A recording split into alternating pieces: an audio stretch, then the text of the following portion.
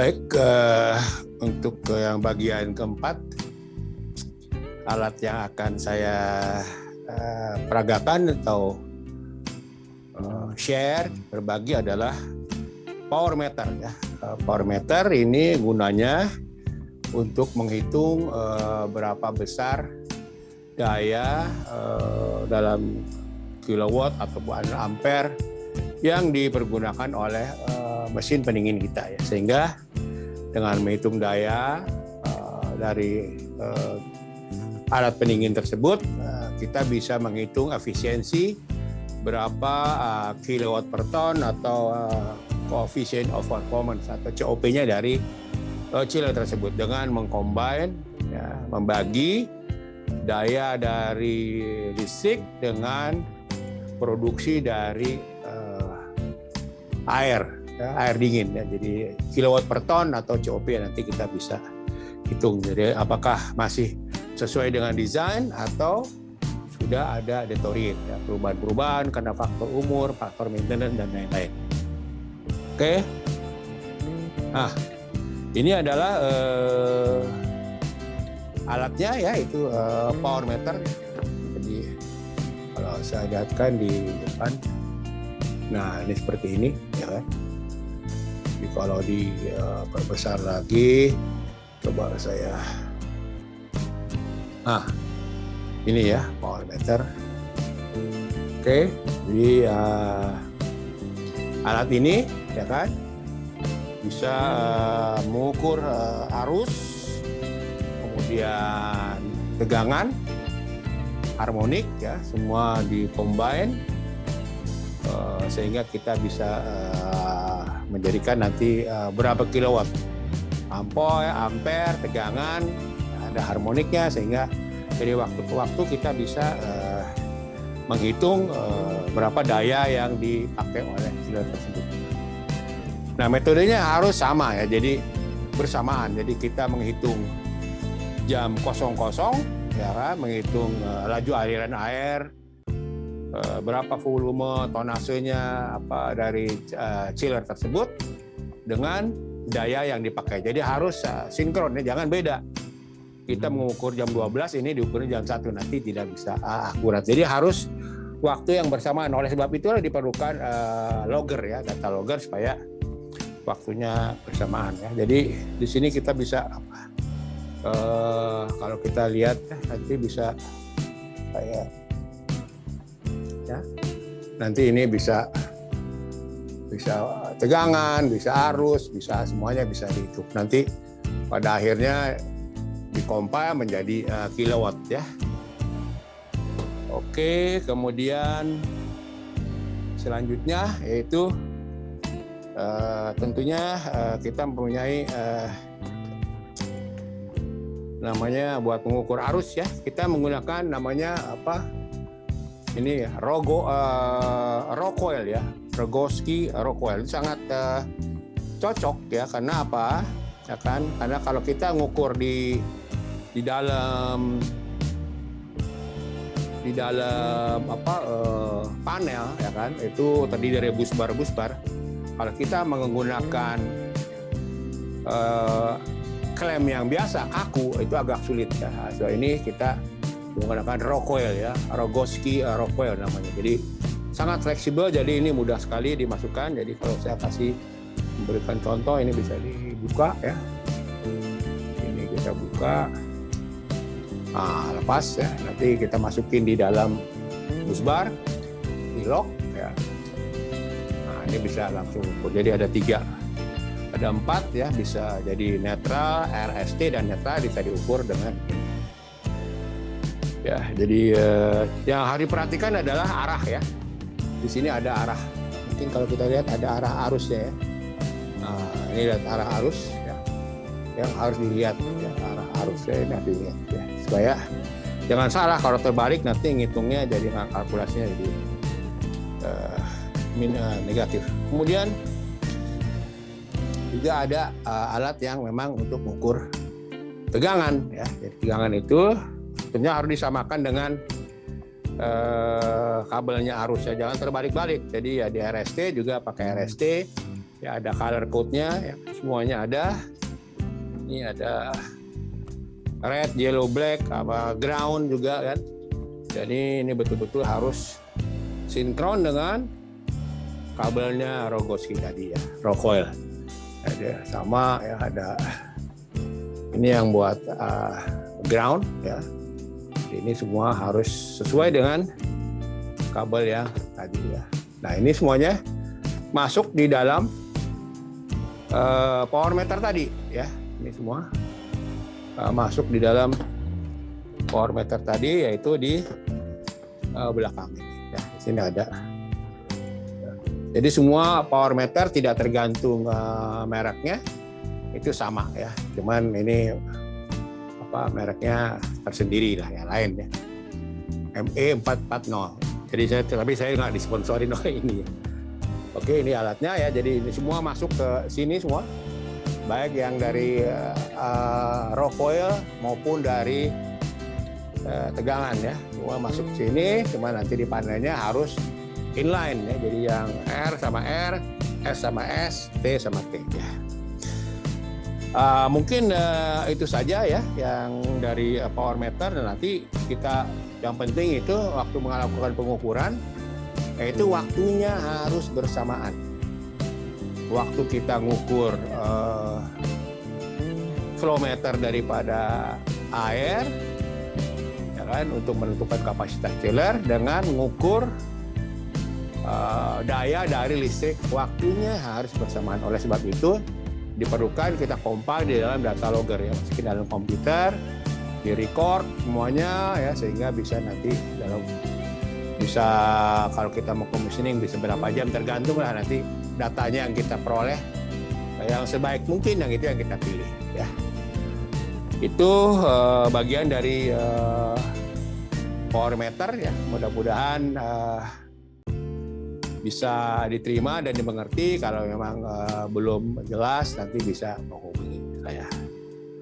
Baik, nanti akan kita lanjut ke yang bagian kelima, tidak kalah pentingnya juga ya untuk difahami oleh teman-teman yang akan melakukan commissioning di masing-masing tempat sendiri. Baik, ini adalah bagian terakhir saya menjelaskan alat-alat tidak kalah pentingnya dibandingkan dengan alat-alat utama tadi ya. Jadi kalau tidak ada alat-alat ini juga, maka kerjaan commissioning tadi, testing, tidak mungkin terwujud ya. Dan ini adalah alat-alat bantu yang harus kita miliki ya, harus kita miliki untuk melakukan pekerjaan commissioning tersebut. Kita perlu satu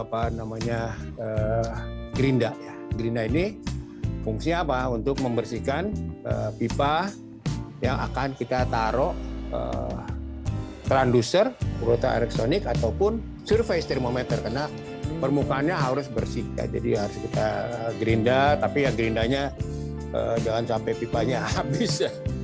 Jadi digerinda secukupnya agar bersih dari karat ataupun dari insulation ya. Itu yang pertama, kita harus punya. Jangan umpamanya mau kerja tapi nanya ke pemilik bangunan punya gerinda nggak, itu kurang elok. Jadi kita harus betul-betul siap dengan alat-alat tersebut ya. Oke, kemudian bor ya. Jadi juga bor ya kita gunakan untuk untuk melubangi tadi ya, untuk melubangi atau melubangi ducting buat memasukkan hygrometer tadi ya ke dalam untuk mengukur velocity, mengukur suhu. Kita menggunakan bor untuk melubangi ducting maupun melubangi pipa. Oke, jadi bor, kemudian seperangkat alat-alat lain ya. Ini kalau kita lihat di sini ya, nah ini ada obeng, semuanya kunci Inggris, kunci pipa semua ya, kunci pipa yang umum yang kita pakai untuk pekerjaan tersebut ya, nggak usah yang gede-gede yang 4 inci, tapi memang untuk keperluan. Kemudian alat bantu lainnya yaitu extension kabel ya, kita harus punya juga, jangan sampai kita minjem gitu kan. Nah, extension kabel kita harus punya. Kemudian tali juga kalau memang diperlukan, ada tie wrap kalau kita, ya, velcro untuk ngikat apa-apa kalau perlu, ya kan. Tadi ini udah saya sampaikan ya, hot tapping dan cable ties ya, kalau kita perlu mengikat-ikat kabel supaya rapi ya. Jadi kalau pekerjaannya rapi, kita akan lebih enak kerjanya ya. Ya avometer yang kecil lah supaya jangan salah sambung kita ya. Kita punya juga, walaupun kecil tapi mudah-mudahan walaupun yang penting jangan kesetrum lah, itu kan yang penting. Kemudian isolasi tape ya, kalau kita perlu menginsulasi juga ya kan, kita perlu juga kadang-kadang perlu sambungan cabang gitu kan, jangan sampai ngerepotin tuan rumah ya kan, jangan repotin tuan rumah. Jangan lupa meteran, ya, meteran untuk ukur berapa sih buat jarak antara dari transducer ke transducer supaya kita bisa geser-geser. Juga ada garis ya, juga buat ngukur-ngukur atau apa gitu yang diperlukan. Jadi kapur buat nandain pipa kan, karena pipa kan nggak bisa ditandain pakai pensil, pakai kapur untuk nandain jaraknya. Nah ini juga dilengkapi juga dengan pressure gauge ya, kalau kita perlu buat hati testing pipanya ya, berapa tekanan yang ada di dalam yang waktu kita ngetes ya, supaya betul-betul akurat. Jadi semua alat-alat bantu ini jangan sampai tidak ada dan kita harus betul-betul lengkapi ya. Kemudian juga mungkin ampere biasa ya kan, kalau kita perlu meyakinkan bahwa apa yang kita ukur dengan transducer itu sudah betul ya kan, kita perlu juga mungkin ampere biasa lah untuk meyakinkan bahwa kita juga tidak salah ya, ukurannya benar, tidak terbalik, sehingga kita betul-betul mempunyai alat-alat yang mandiri. Kemudian untuk mengukur ruangan tadi dalam mengukur saluran udara ya kan, tahu kapasitas air handling unit, kita pengen tahu juga sebetulnya besaran ruangan yang dihandle oleh air handling unit itu berapa, volumenya, apanya. Nah kita perlu ya kan, laser distance method, kita ukur berapa panjangnya, berapa lebarnya, berapa tingginya, sehingga kita perlu tahu bahwa luas ruangannya sekian, ternyata kapasitas AHU-nya tidak memadai, ya kan? Nah, dari situ kita bisa melakukan tindakan apa. Jadi jangan mesinnya yang disalahin ya. Kadang-kadang mesinnya benar, tapi karena perancangan, kemudian karena salah penggunaan ya, asalnya buat office, kemudian dipakai restorannya masak di dalam, jadi orang komplain panas, pada mesinnya sudah didesain untuk sesuai dengan fungsinya ya. Nah, yang terakhir mungkin ini adalah kayaknya mainan nih ya kan. Nah, ini ya namanya FLIR buat termografik. Saya senang kecil dan ini dimasukinnya di HP ya. Jadi kalau saya mengukur ya, saya on, kita bisa mengukur termografik ya, cukup akurat ya. Dari dulu ini aplikasinya, monitor saya nih. Nah ini kamera diukur suhunya.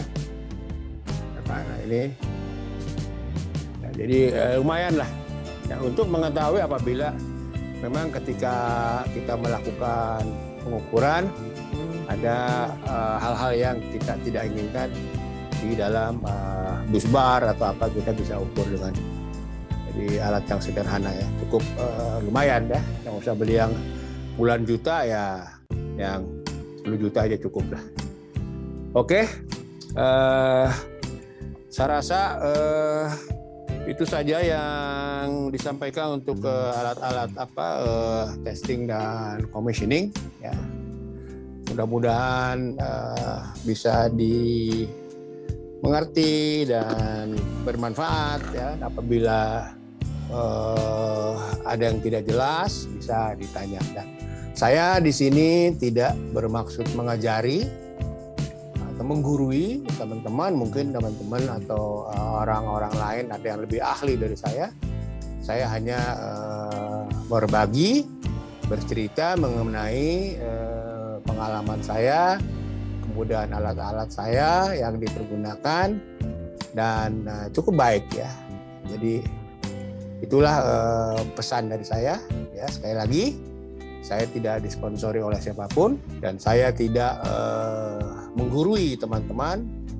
Saya hanya sesuai dengan judulnya, Dedi Berbagi. Demikian, terima kasih.